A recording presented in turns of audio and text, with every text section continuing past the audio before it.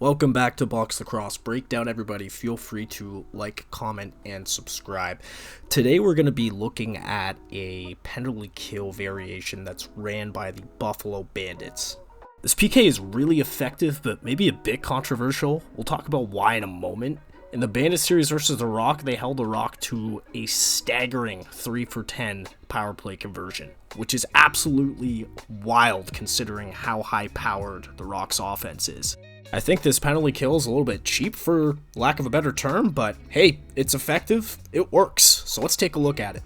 Alright, first things first, let's just take a look at how this PK is structured right now. And let's just note that they are in a very pinched box setup and also compact. What I mean by pinched is that these two defenders and these two defenders are very close to each other. And conversely, it's also compact in the way that, everybody's close together. So with that being said, let's just pay attention to these two guys on the crease because they're kind of anchoring this entire penalty kill and their responsibilities are super important.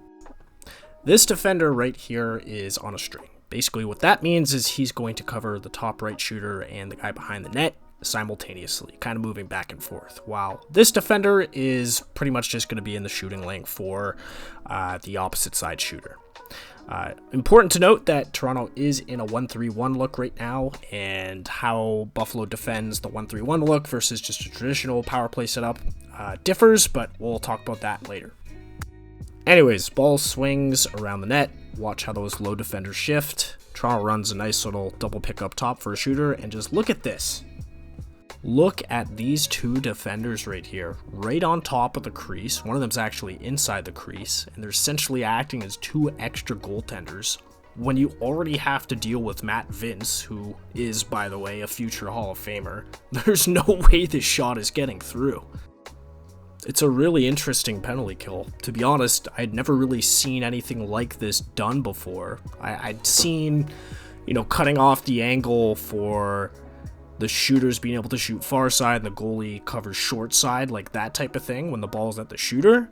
But this took it to a completely different level.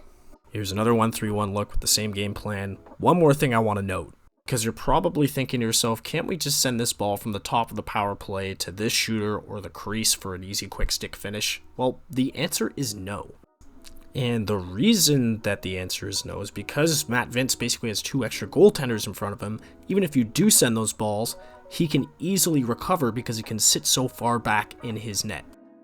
Now let's take a look at a traditional power play look. Same penalty kill for the Bandits. The only difference is that there isn't really a string guy anymore. These two low defenders are still incredibly pinched. Just look at that. Like, there's no chance of any shots getting through there.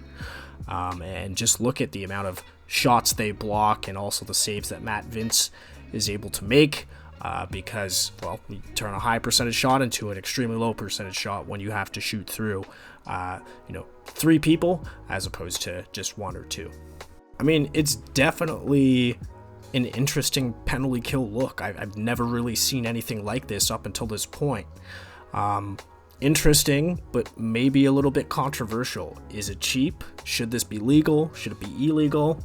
I don't know. I kind of like it. But as always, let me know what you guys think in the comments section below. And if you found this video helpful, feel free to like, comment, and subscribe. As always, I'll see you guys next time.